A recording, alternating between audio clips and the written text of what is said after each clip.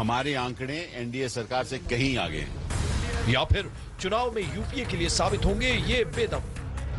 मैं सोचता हूं कि ये अंतरिम कम है, चुनावी ज्यादा है। इससे कुछ इनको फायदा मिलने वाला नहीं है।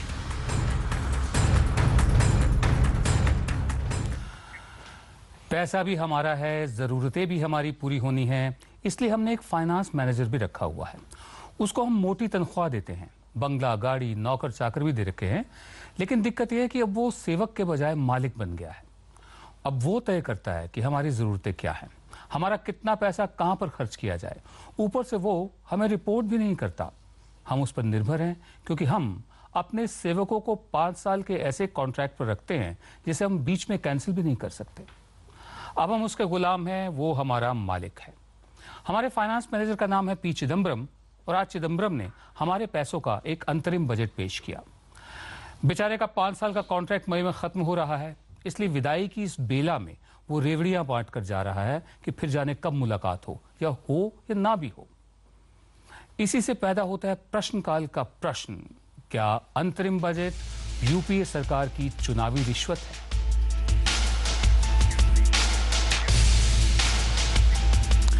ये तो हमारा सवाल है। आप भी प्रश्नकाल में अपने सवाल उठा सकते हैं।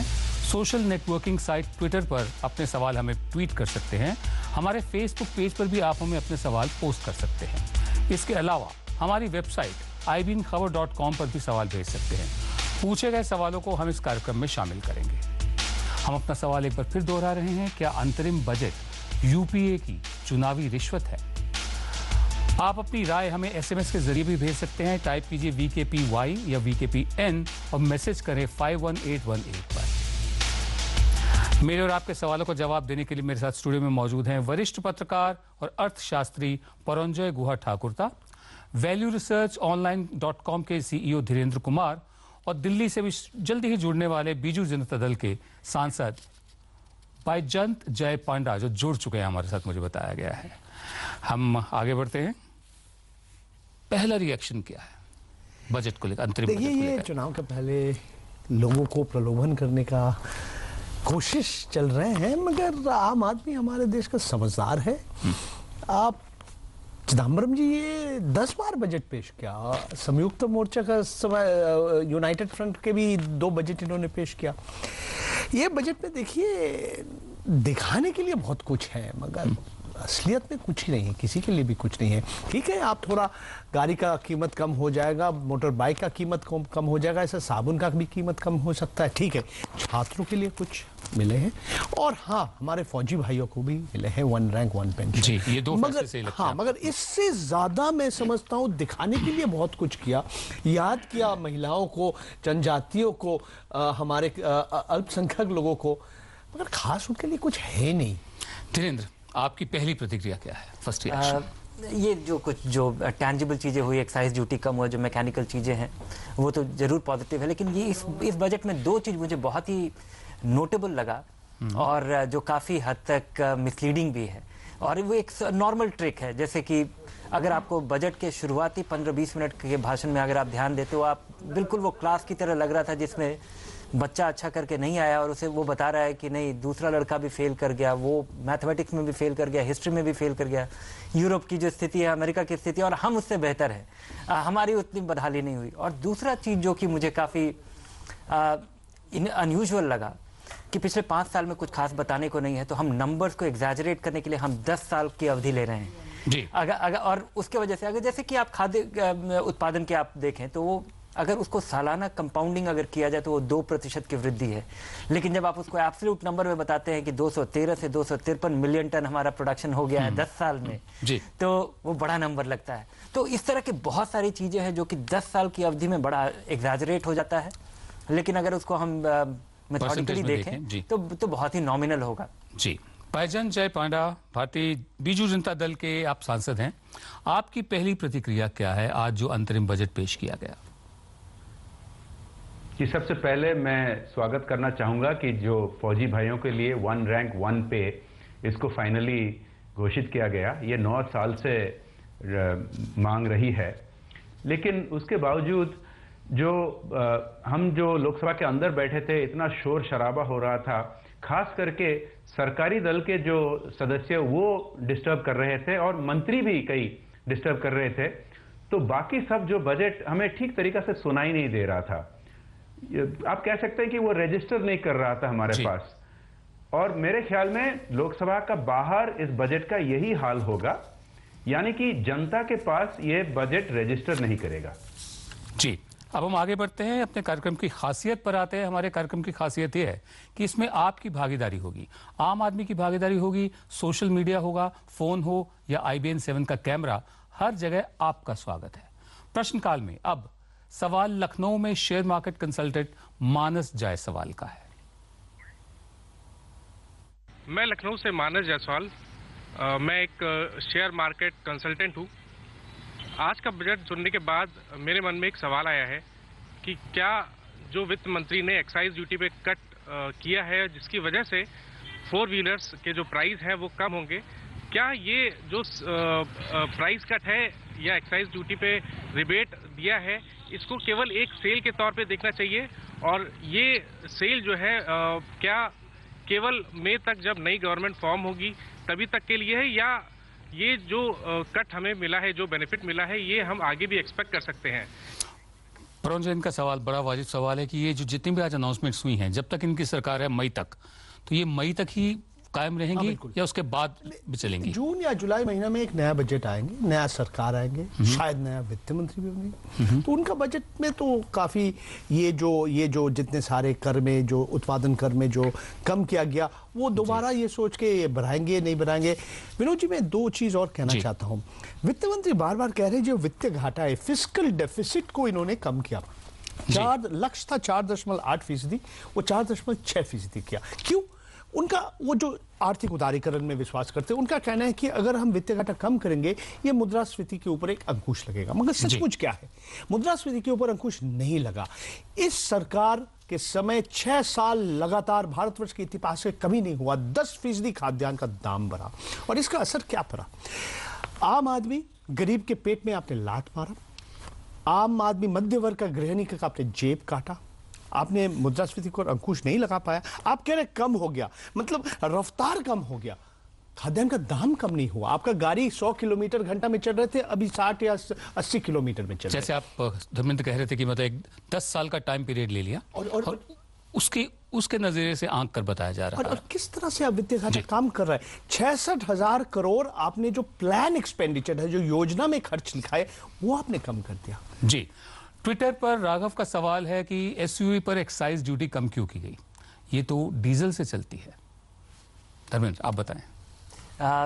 नहीं, ये तो बहुत पुरानी बहस है कि और अभी अगर ऑटोमोबाइल इंडस्ट्री को इंसेंटिव देने के लिए एक्साइज ड्यूटी कम किया गया और पहली बार 7-8 साल में हम 12-15% की गिरावट देख रहे हैं इसके सेल्स में, तो ये एक तरह से नेगेटिव ग्रोथ है और इसको प्रोत्साहन देने के लिए ये किया गया है। और जब इस तरह का प्रोत्साहन दिया जाता है तो SUV पे देना ये एक वाइडली डिबेटेड चीज़ है कि SUV डीजल पे चलता है और ये अमीर लोग खरीदते हैं, लेकिन नॉर्मल डिसेलरेशन देखा गया है और ये इकोनॉमी को रिवाइव करने के लिए एक छोटा सा स्टेप है और ये बहुत ड्यूरेबल चीज़ नहीं होगा। आपको ध्यान होगा कि 2008 में हमारे यहाँ सर्विस टैक्स कम किया गया था हर तरह के सर्विसेज पे, जो कि 2-3 साल तक रहा। उसके बाद फिर उसको पिछले साल दोबारा बढ़ाया गया, 10 से 12% उसको किया गया। तो इस तरह का जो इंसेंटिव है उसको इंसेंटिव के तौर पे ही देखना चाहिए। ये जो जिस तरह का डिसेलरेशन देखा गया है इस पर्टिकुलर सेक्टर में, उसको इंसेंटिवाइज करने के लिए जी। और कंज्यूमर ड्यूरेबल पे भी किया गया है और वो भी बहुत गरीब लोग उसके कंज्यूमर नहीं होंगे, लेकिन उसको प्रोत्साहन देने के लिए किया गया है जी। ट्विटर पर ही योगेश सिंघवी ने पूछा है कि आम जनता को सिर्फ मुफ्त राशन, गैस सब्सिडी चाहिए या सरकारी स्कूलों में अच्छी शिक्षा और सरकारी अस्पताल में अच्छा इलाज भी चाहिए? जय पांडा साहब, ये बहुत ही महत्वपूर्ण सवाल है कि आपने लॉलीपॉप थमा दिया, एक चुनावी रिश्वत दे दी, गैस की सब्सिडी बढ़ा दी, आपने मतलब कुछ और ऐसा दे दिया, सस्ती जनता साड़ी दे दी। लेकिन ज़रूरत ये है कि सरकारी स्कूल जो हैं वहाँ जो तालीम की क्वालिटी है वो भी अच्छी हो और जो सरकारी अस्पताल हैं उनमें जो तीमारदारी होती है, जो हेल्थ केयर है, उसकी क्वालिटी भी अच्छी हो। उसका ध्यान क्यों नहीं रखते लोग? देखिए, इस सरकार जो मैसेज देते रहे हैं इसमें बहुत सारे इनकंसिस्टेंसीज हैं। आज इसको वित्त मंत्री खुद स्वीकार किए जब वो आधार के बारे, जो यूआईडी स्कीम है उसके बारे कुछ बोले कि वो कहे कि इस सरकार आधार स्कीम पर अब तक कमिटेड हैं। लेकिन सबको पता है कि कुछ हफ्ते पहले जब एलपीजी में उन्होंने कुछ बदलाव लाए, वहां जो आधार का इस्तेमाल किया जा रहा था उसको भी विड्रॉ किया गया। तो मैं ये कहना चाहता हूं कि जो कोई भी थोड़े बहुत अच्छे आइडियाज इस सरकार के थे, जैसे कि यूआईडी, जैसे कि स्कूल्स को हाउ टू यूटिलाइज वाउचर्स, जिसके वजह से आप जो आम आदमी को स्कोप दे सकते हैं अच्छे स्कूल्स को जाने के लिए, ये एक्सपेरिमेंटेशन किया गया। लेकिन इसको जो लॉजिकल कंक्लूजन को लेना चाहिए वहां तक नहीं लिया गया। तो सरकार की ओर से जो मैसेज आ रही है पिछले कुछ सालों से, ये कॉन्ट्रडिक्टरी मैसेज है, और जब तक वो मैसेज एक कंसिस्टेंट मैसेज ना आए तो ना स्कूलों ना ये अस्पतालों को में ये परिवर्तन ला सकेंगे। आपने कुछ देर पहले कहा था कि आज आप कुछ सुन नहीं पा रहे थे क्योंकि शोर बहुत था लोकसभा में, और ये जो रूलिंग पार्टी है, जो कांग्रेस और कांग्रेस के जो सहयोगी हैं, उनकी तरफ से शोर था। क्या कहीं ये तो नहीं था कि जैसे सब जिम्मेदारियां पूरी होने पर जैसे भी पूरी हुई हों, कामयाबी से पूरी हुई हों या आधी अधूरी पूरी हुई हों, लोग रिलैक्स हो जाते हैं? तो क्या कहीं ये तो नहीं था कि अब विदाई की बेला है, चलो ये बजट भी पेश करो, इसके बाद कोई बड़ा काम नहीं करना है? बिल्कुल, कुछ मात्रा में वही भी था।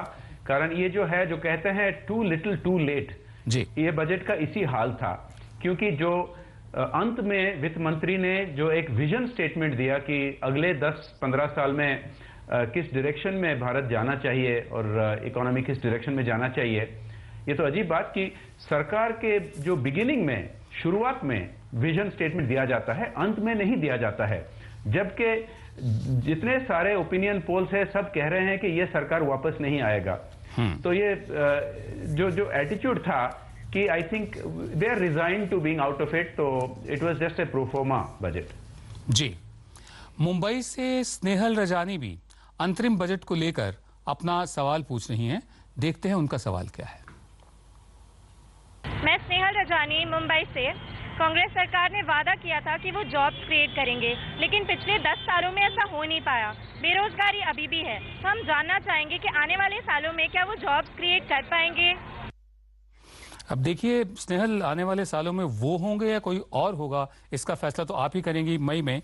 फिलहाल ये सवाल आप दोनों के लिए है कि क्या वजह रही होगी कि नौकरियां नहीं क्रिएट कर पाए, जॉब नहीं क्रिएट कर पाए? पहले आप बताएं, फिर धर्मेंद्र आप। विनोद जी, सरकार का जो अपने जो सरकारी संस्था है उसका आंकड़ा जो है NSSO, national sample survey organisation, उनका कहना यह है कि पिछले 10 साल में हर साल 2.2% नया नौकरियां हैं।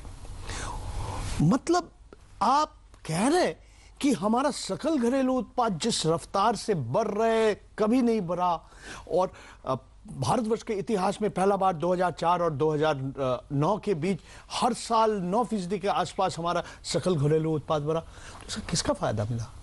अगर आपको नौकरी नहीं बढ़ा तो किसका फायदा हो रहा? देखिए, आज जो खाद्यान्न का दाम जो बढ़ा, एक और चीज हुआ जी, हमारे देश में अमीर और गरीब पे भी तो दुराई काफी थे, वो और भी बढ़ गया अभी।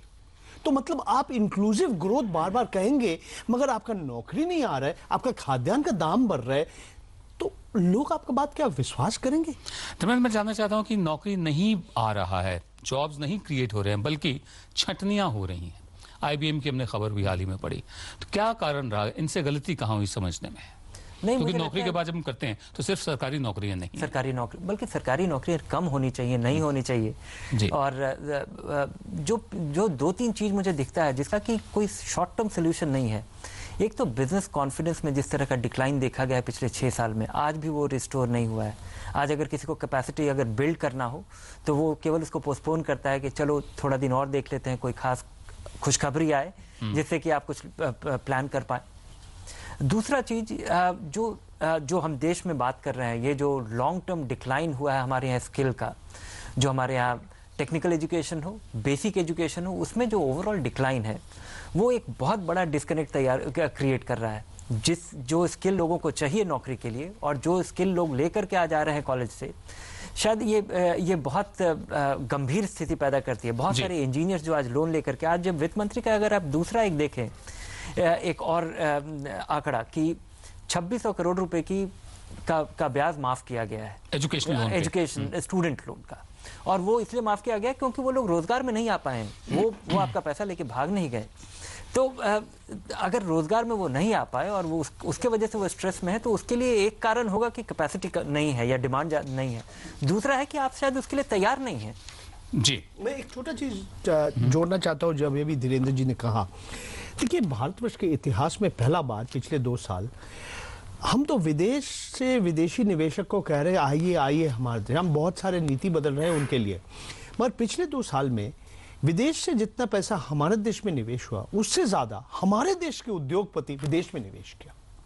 ये बहुत दुख की बात है कि हमारे अपनी उद्योगपति हमारे देश में निवेश नहीं कर रहे, हमारे लोगों के लिए नौकरी नहीं बन रही। जी, मैं पांडा साहब आप पर आ रहा हूं, लेकिन उससे पहले ट्विटर पर सुनील कुमार ने जो कुछ पूछा है वो भी इससे मिलता जुलता है कि जब देश का 65% युवा इस बार वोट करने जा रहा है तो फिर चिदम्बरम रोजगार के बारे में भूल क्यों गए? दूसरे, आप सिर्फ नेता नहीं हैं पांडा साहब, आप उद्योगपति भी हैं। तो जो बात इन्होंने उठाई है, परंजय ने उठाई है कि हमारे जो अपने ही उद्योगपति हैं वो देश का पैसा बाहर इन्वेस्ट कर रहे हैं, आप क्या कहते हैं? देखिए, मैं तो उद्योगपति का काम अभी 14 साल से छोड़ चुका हूं, लेकिन मैं ये कहूंगा जरूर कि हमारे जो उद्योगपति हैं जो बाहर इन्वेस्ट करते हैं वो खुशी से नहीं करते हैं। अच्छा, वो कंपल्शन से करते हैं, क्योंकि हमारी इकोनॉमी पे, हमारे सरकार पर उनका कॉन्फिडेंस नहीं है, जैसे कि बाकी सब कह रहे थे पैनल पर। मैं ये कहना चाहूंगा कि एक बात तो ये है कि ये गठबंधन सरकार है और गठबंधन सरकार में लीडरशिप का बहुत सख्त जरूरत है, जो it has been missing in this government. देखिए, जीएसटी का एक मामला है, जीएसटी हमें पास करना चाहिए, लेकिन उसको एक कमेटी पर छोड़ दिया गया है। ये इस सरकार का, इस रूलिंग पार्टी का जो टॉप 3-4 नेता हैं वो कभी इसके बारे जाके प्रमोट नहीं किए हुए हैं, कोई स्टेट कैपिटल को जाके कोई रीजनल पार्टी को कन्विंस करने के लिए कोशिश नहीं किए हैं जी। और यही जरूरत है। दूसरा एक आपको उदाहरण देना चाहूंगा, कई ऐसे मुद्दे हैं जिस पर पार्लियामेंट को जाने का कोई जरूरत नहीं है, ये एग्जीक्यूटिव यानी कि सरकार इस पर तय करते हैं, और इस पर ये बहुत सारे नेगेटिव सिग्नल्स दिए हुए हैं। जैसे कि रेट्रोस्पेक्टिव टैक्सेस पर, रेट्रोस्पेक्टिव टैक्सेस अगर आप करें तो कोई भी उद्योगपति, देसी हो या विदेशी हो, ये इस हमारे इकोनॉमी पर कॉन्फिडेंस लूज करेंगे। मैं ये कहना चाहूंगा कि ये क्रिकेट मैच जैसा है जी। अगर एक 50 ओवर का क्रिकेट मैच है, आप 19वीं ओवर में आप कहेंगे कि नहीं अभी रूल बदल गया, ये अभी 20 ओवर का मैच है और बाकी कई सारे रूल्स भी हम बदल रहे हैं, ये गलत है। ऐसे कोई मैच नहीं खेला जा सकता है। अगर आपको रूल्स बदलना है तो पहला गेंद बॉल होने से पहले आपको रूल बदलना चाहिए जी।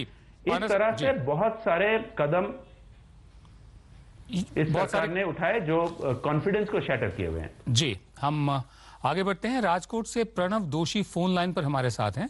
प्रणव इन्वेस्टमेंट एजेंट है और प्रश्नकाल में अपना सवाल पूछना चाहते हैं। जी प्रणव, अपना सवाल पूछिए।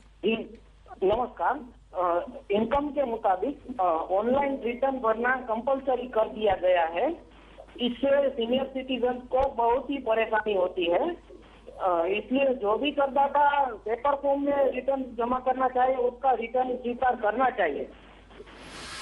ये देखिए, इन्होंने एक ऐसा सवाल उठाया है जिस पर 2-3 पहलू निकलते हैं कि सीनियर सिटीजन्स के लिए ये कंपलसरी कर दिया गया कि अपनी रिटर्न वो ऑनलाइन भरें। पहली बात तो यह है कि कितने सीनियर सिटीजन ऐसे होंगे जो कमाते होंगे, और दूसरे इनका सवाल वाजिब है कि जिनको नहीं आता वो टेक्नोलॉजी इस्तेमाल करना, वो क्या करें?